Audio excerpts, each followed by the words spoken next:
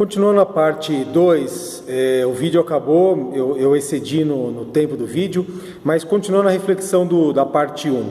Estava falando que é claro que a gente deve noticiar uma prisão, só que a gente deve fazer, quando eu falo a gente, estou falando evidentemente dos profissionais de comunicação, deve fazer com uma certa advertência. Qual advertência? De que os fatos narrados ou noticiados, eles ainda carecem do crivo do contraditório e da ampla defesa. Vale dizer, todas as vezes que nós temos um inquérito policial iniciado, em andamento, que ainda não terminou, nós só temos um lado fiscalizando. Nós ainda não temos ainda um juiz de direito que vai analisar as provas colhidas no inquérito policial, vai ouvir ambas as partes para poder decidir se vai, primeiro, confirmar o pedido de instauração do inquérito pelo promotor de justiça e a continuidade e aí sim o início da tramitação de uma ação penal. Bom, pessoal, continuando aqui o nosso vídeo sobre direito para comunicadores, para a área de comunicação social, vamos falar agora só rapidamente 6 pontos que eu reputo importante para o jornalista saber, para as pessoas que lidam com notícias, que veiculam notícias. Deve saber 6 pontos, a saber, primeiro, a Constituição Federal, o que ela é. Segundo, qual que é a função e os órgãos do Poder Executivo, Legislativo, Judiciário, o Ministério Público e a Defensoria Pública, para aí sim ter uma visão geral do todo. Então, a Constituição Federal, nós estamos na 7ª Constituição. Nós tivemos a primeira que foi outorgada, ou seja, não houve a formação de uma assembleia para que decidisse as matérias a constar numa Constituição. Nós tivemos a primeira Constituição de 1824, nós tivemos a de 1891, a de 1934, 1937, 1946, 1967 e aí nós tivemos a de 5 de outubro de 1988, no período pós-ditadura. Bom, o ponto central do ordenamento jurídico, é um edifício. A base desse edifício é a Constituição. Legal. Bom, o que consta a Constituição? Ela tem 3 pontos fundamentais, qualquer Constituição. Primeiro, ela vai regular as ações do Estado e limitar os seus poderes, ou seja, o Estado não é um Estado absoluto que pode fazer o que quiser. Existem uma série de limites, uma série de princípios que o Estado deve observar. Segundo, como que o Estado vai se organizar?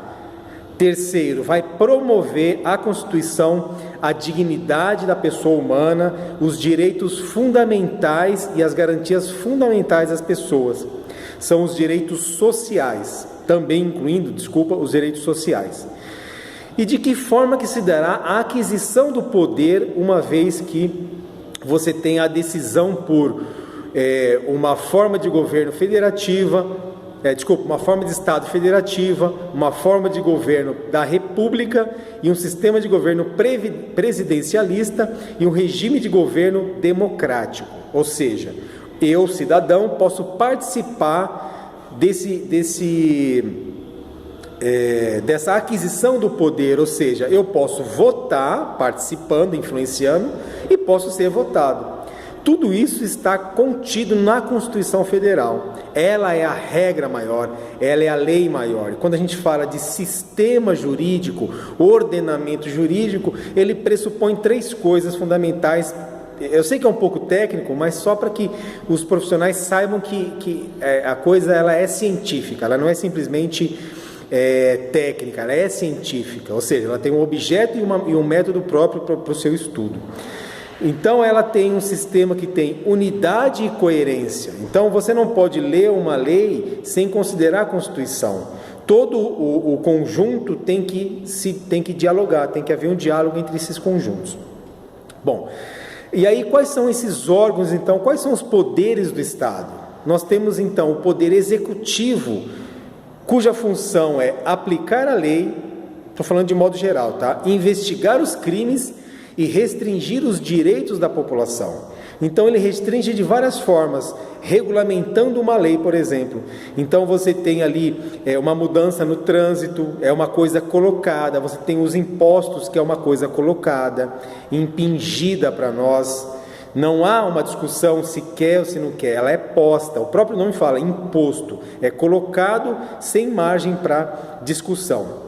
Quais são os órgãos do Poder Executivo? Então nós temos o Presidente da República no plano federal, no plano estadual nós temos os governadores dos estados e nós temos também os prefeitos. Todos essas três pessoas, elas são assessoradas por ministros e por secretários, respectivamente. O Poder Legislativo, o próprio nome fala, eles elaboram as leis que fazem parte da sociedade. Lembra que nós falamos na primeira parte? A vida em sociedade só é possível com organização, daí a necessidade do direito. Que direito é esse? Quem vai falar quais são os